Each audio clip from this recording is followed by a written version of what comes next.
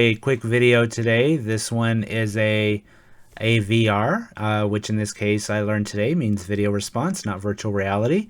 This is a response to a community challenge to recommend 3 games. This is in response to Drinking Games with Josh, who had a video in response to Gull Payne and Lame Dad Retro Gamer.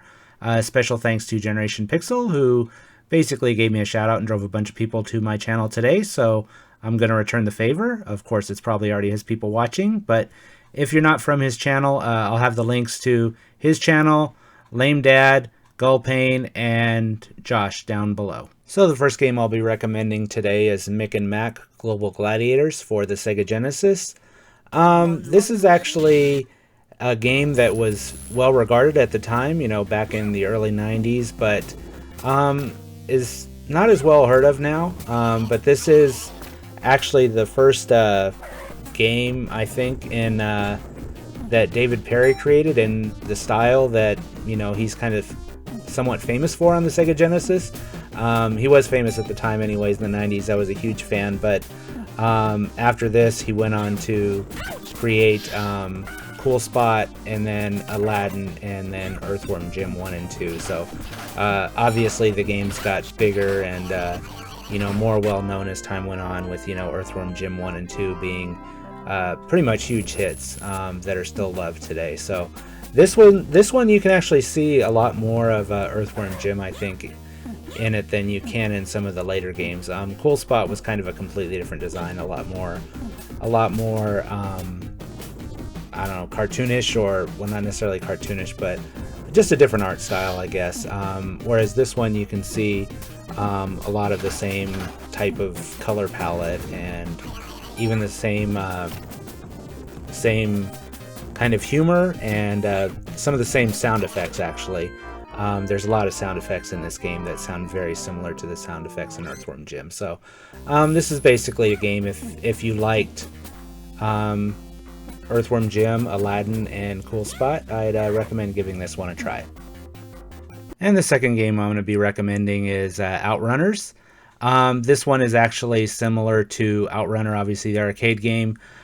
This was a follow-up in the arcades, using actually very similar graphic style, but it was a lot more lighthearted and kind of more of a cross-country with more of a variation in the types of scenery and the types of vehicles, more similar to Cruisin' USA, which I think was planned at the time. I don't think Cruisin' USA was quite out yet, but this is actually very similar to that. But obviously, as I said, it's more of a 2D style game, similar to Outrun, whereas Cruisin' is more 3D, as it was kind of invented to be ported to the Nintendo 64. This was kind of Sega's arcade answer to that, I think, which was upcoming. I don't think it was a direct answer to it, but I think it does feel like it was influenced by Cruisin' USA. So in essence, if you took Cruisin' USA and kind of tried to port it to Outrun, that's basically what this would be, with a little bit, I would say, not quite taking itself as seriously, but then Cruisin' USA, I guess, wasn't real serious either. So again, if you like those games, you'll probably like this one. The only negative, I think, is that it's a forced split screen, so you cannot play full screen, which that's good and bad. I think actually the good point is that it basically forces it into a widescreen mode.